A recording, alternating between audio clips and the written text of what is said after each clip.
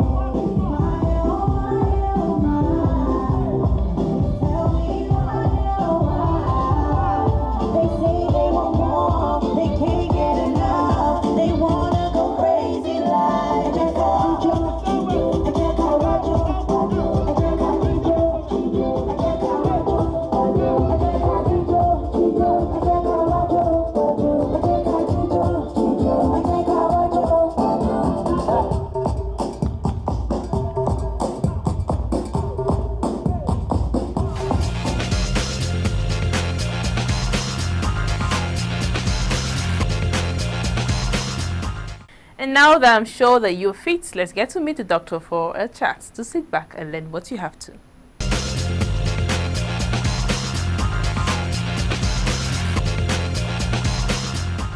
Alright viewers, if you're just joining us, the program is Let's Talk Health, and this is a segment where we get to chat with the doctor. And today I have with me in the studio Dr. Gunen Wonderman, and he's here to talk to us about malaria. Thank you for joining us on the program.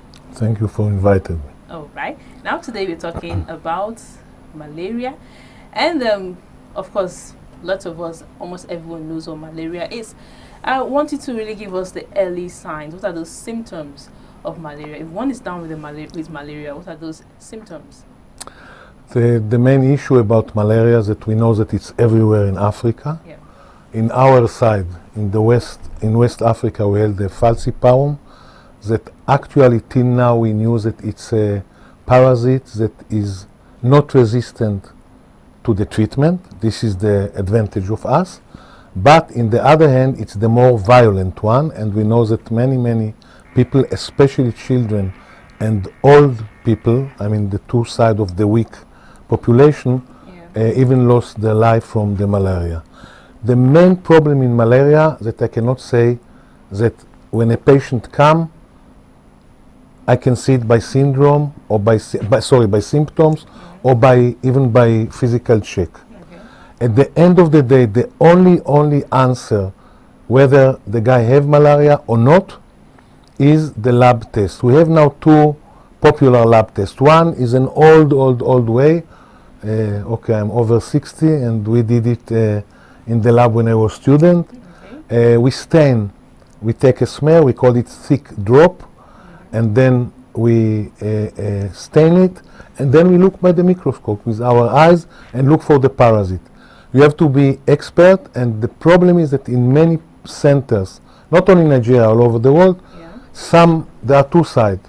Some people that lose the diagnosis, and some people that do over-diagnostic. As we know, I'm sure that when we talk, the population knows what I saw, because every fever almost is malaria. In general, if we try to make a group, we have fever. Most of the time it's spiky fever. Very high at night, or very high at noon, then low, again high. Most of the time when it's really already a severe malaria, we have the shivering. We compare it in medicine to the feeling of flu, actually. But again, I saw malaria without fever. I saw people go to work and say, look, I have a headache. You've seen malaria without fever? Yes, I saw malaria without fever, but again, it's not the classic one. But still you can. I saw malaria with mild fever, like 38, 37. The main issue at the end of the day is that I don't let any patient, if I have the small, if I'm suspicious in a small percentage, I do the test, and we have to do the other things that I say. We check now also IgG, the immunoglobulin that the body produce against the parasite.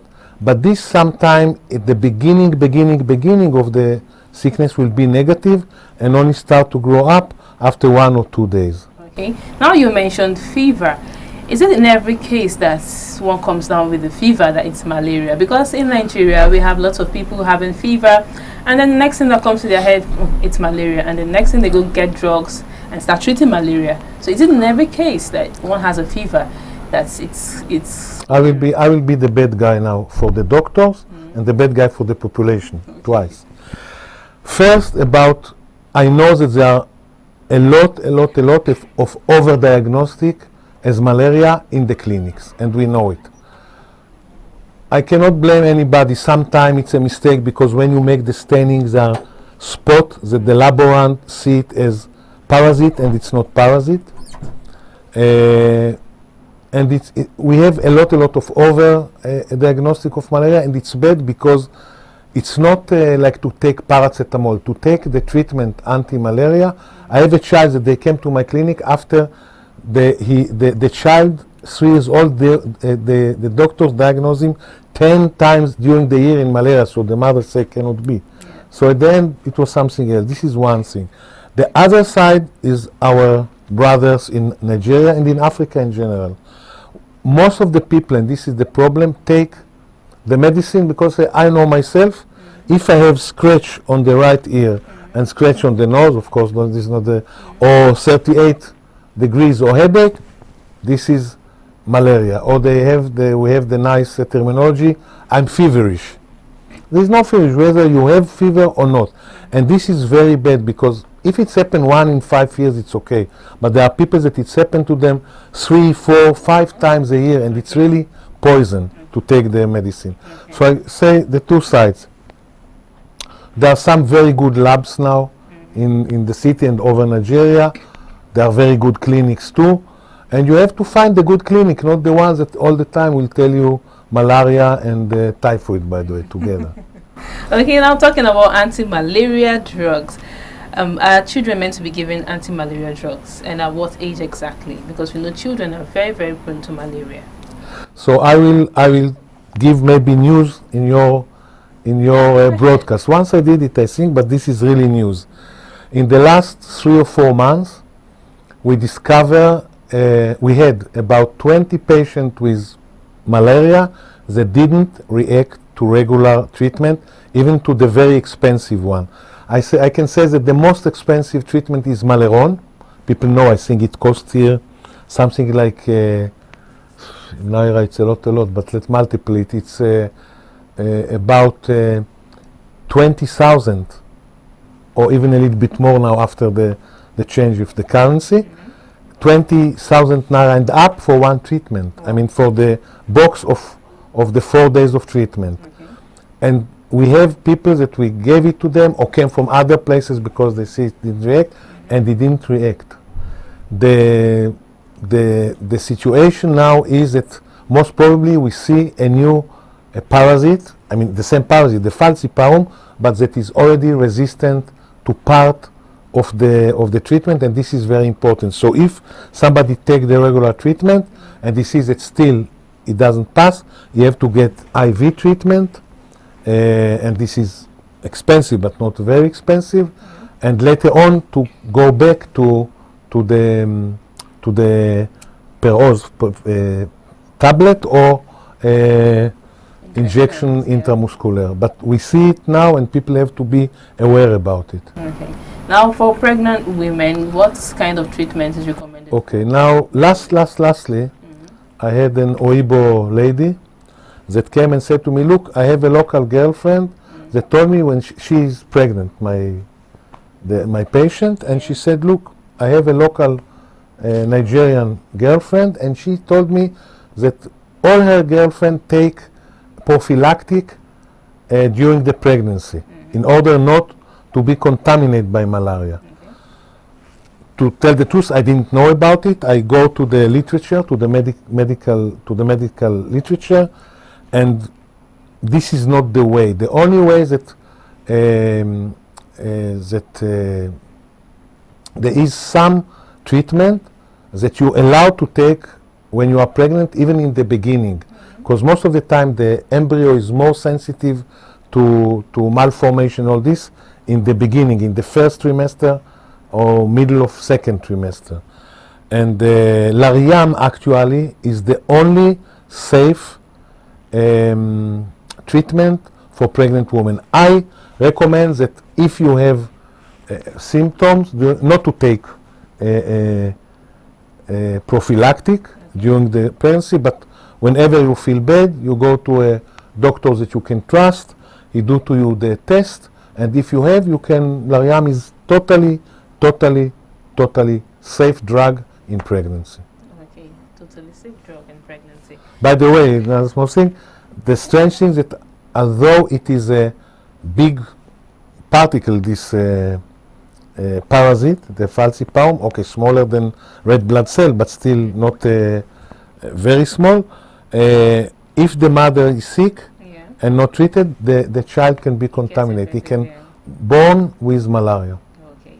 Now talking about self-medication, we know that it happens a lot in Nigeria. People self-medicate. You just develop a fever, a headache, and then next thing you're going to take malaria drugs. What can you really say about self-medication for malaria? Is it advisable? I can say it about malaria and in general. Yeah. Look, it's not without reason that to study to be a doctor you study 6 years and do 1 year of practice. And even then you are a very junior, and at the end of the day the experience is the most important thing. And I'll go to the old time in Europe, to the mid ages. The way that a doctor used to study was not in the university. He used to go close to the master, to the big Oga doctor, and study from him by experience. And nobody can have experience if he's a lineman, if he's not a professional doctor. And even I can go and say that even some people say, okay, I will not decide, I go to the pharmacy, and the pharmacist will decide. But pharmacist is expert, and they know much more than me about the chemistry of the drugs, but not about the clinic story. And again, I'm coming. If it was like paracetamol that people take for headache or aspirin, it's okay. But all the drugs have some kind of poisoning and influence of other part of the body. I will take it far. Like we will not decide tomorrow I have cancer and I start to take chemotherapy myself.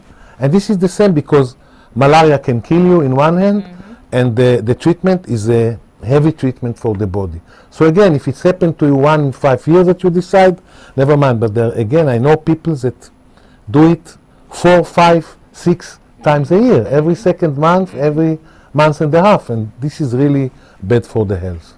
Okay. Now, finally, I want you to give my viewers an advice on how to prevent malaria. What do you do at home to prevent malaria? Because whether we like it or not, the prevalence is high in Nigeria. Okay, let's talk in two levels. Let's talk in the level of the municipalities, and I think the municipalities have to think more about. Also, it's very difficult because we are in a very full of water country. I wish my homeland will be like this, Israel, because we don't have water. But the lot of potable water that we have everywhere, this is the place that the proliferation of mosquito and the Anopheles, the ones that carry the falciparum. So first, the municipality have some influence, because still, if you have places that you know that it's center, you have to fumigate it every small time. And if not like this, you have to fumigate your home area. The main issue is small children, because they suffer, as we say, and old people. There are two ways. It's one is good net in all the house, and to fumigate internal the house before we go to sleep, but not to be in the room, of course, because it's poison too. Second thing is to sleep with net. I cannot. I don't know about you. I cannot. It's too hot for me. But there are people, if you can do it, do it. Another very simple way is to put on the edges this anti-mosquito material, but to have a ventilator, to have a fan, because the mosquito cannot fly against a fan. It's not strong enough. And this, most of the people don't do it. Cover the child with a blanket or something and put the fan, and then the mosquito cannot come close to us. This is and the second day, all of us like to go to bush bar, to places outside, and this is the place that we catch it most of the time. The mosquito like very much our lower part of the legs, and this is the places. But I will not tell. But so put the anti-mosquito material. Most of them help a lot. Okay. Thank you very much, Dr. Gunen, for Thank you very educating much us on malaria and how to prevent it. Thank you for coming on the program. Thank you.